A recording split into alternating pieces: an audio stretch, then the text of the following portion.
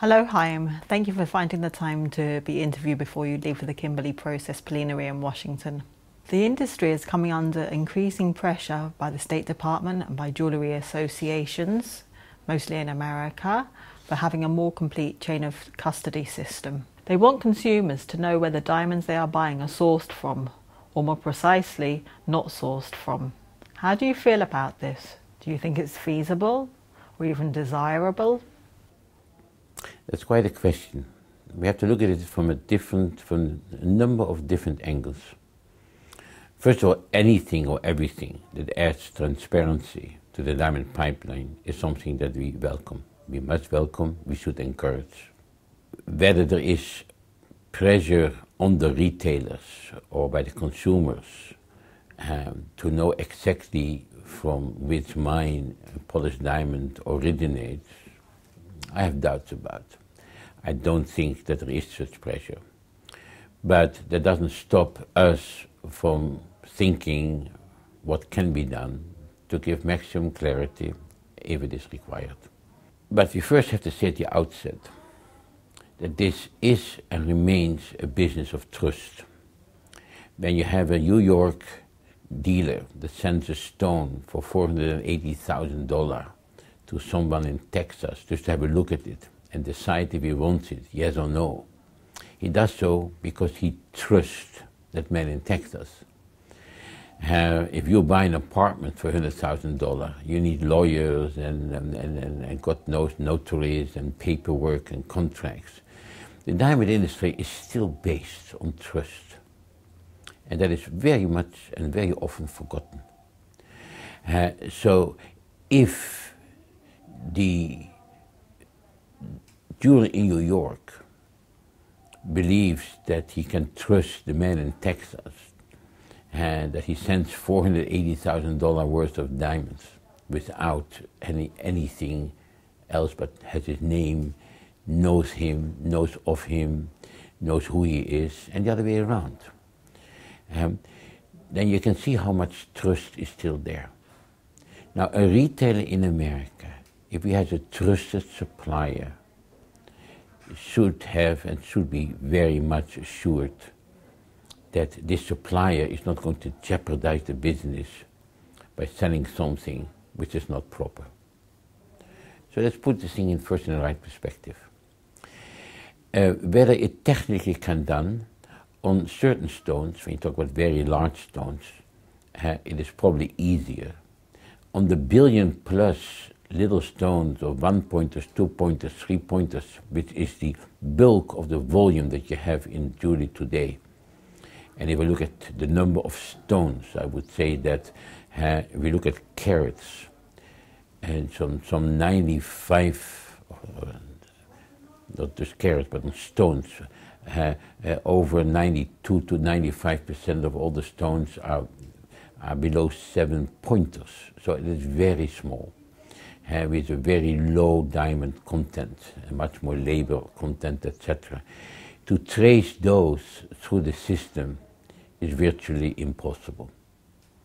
It's also doubtful that those diamonds will be problematic. Nobody smuggles diamonds of $50 or double for conflict or whatever purposes. So that is not very dangerous, or what we should be concerned about. I have a general problem with the concept. The diamond industry works on a very small margin, if at all, at times. I don't like separation of diamonds. I don't want diamonds to have two-tier system of prices. Diamonds are beautiful. Diamonds are lovely. Diamonds are neutral. I haven't seen a single diamond yet that has killed a person. I haven't seen any diamond yet that has done anything bad to anyone.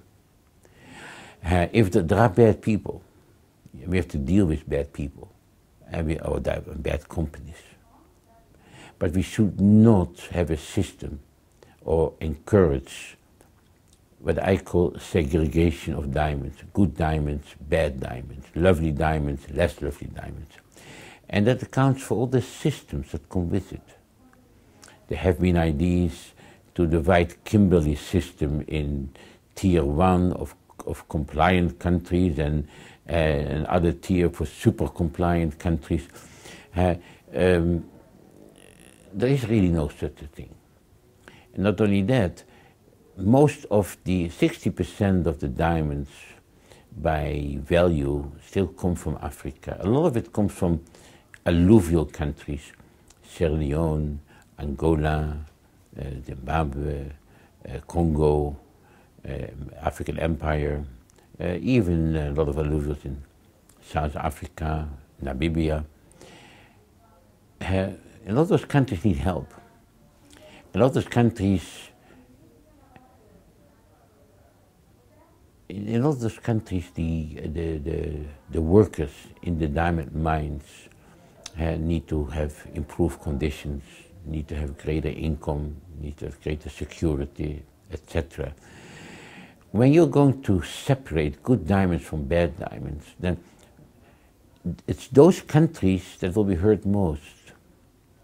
There's no problem to show that a diamond coming from Canada, from one out of the from the handful mines, are good diamonds for the mined in environmental correct conditions and with the right social conditions. There's no problem. It's more problematic in Africa. And if we consider one diamond for one country inferior to that of another country, then we have a problem conceptually. But we also have a problem, you ask about feasibility, can it be done? Michel, if you are a diamond dealer and you have 20 carats or you have 50 carats of a certain stone, certain size, certain shape, you got them, you collect them over a long period of time, not easy to find identical stones, but you have a nice parcel. But 20 carats come from a good source and 30 carats come from a less compliant source. Then you have a client that needs 22 carats. You only have 20 in a good source. What do? You go into the market and look for 2 more carats? Or do you go to your less compliant source and take 2 diamonds from there? Yes, you can. There are expectations that you can have separate stocks. What does it mean when you have separate stocks? You need far more money. If you would have 2 categories of diamonds, good diamonds and less good diamonds, which I don't want you to have. I want you to have just diamonds. But let's assume you have 2 categories.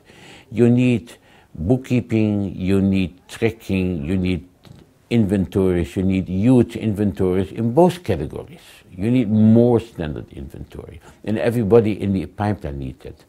And you have more problems with sourcing. You have more problems with selling. Your cost goes up enormously. We have done some calculations that even the total pipeline, but you have, let's say, $15 billion rough coming out of the ground.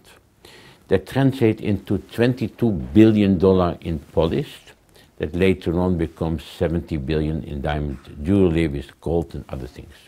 So the whole added value from the rough to the polished is about 7 billion.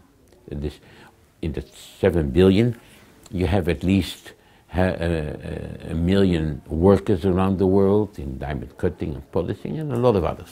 The question is being asked, if you have separation of categories, let's assume only have 2 categories, we have calculated that it would add almost 1.75 to $2 billion of costs.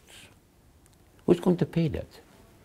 Is the consumer going to pay more because he was told that this diamond comes from Canada or this diamond comes from here? He probably isn't. As a matter of fact, I know that he won't. So who's going to absorb that? It's very nice to put in more regulations, but it has to be feasible. And yes, we want more transparency. At the end of the day, we face much bigger problems than this. We have a serious problem. We have a serious problem that we in the diamond industry are losing market share. We have a much more serious problem than if you look at luxury goods in the last 12 years. If you look at the wallet of the consumer, and that's what you have to look at the consumer's wallet. We have lost our share in the consumer's wallet. If we look at the growth of luxury products, in the last 12 years, other luxury products have increased 3 times as much as diamond jewelry. We are facing serious challenges. And I don't think that the chain of custody thing is going to position us in a way that we'll get more from the consumer's wallet. What we have to do, we have to spend money on marketing, on advertising, on promotion, on giving out the love message, instead of spending so much money and effort and thoughts in trying to separate a good diamond from a less good diamond. At the end of the day, they're all diamonds. They've been created billions of years ago, hundreds of millions of years ago. They're out there now, and they provide so much love and happiness, and let's keep it that way. Thank you for joining us today, Chaim. My pleasure, Michelle.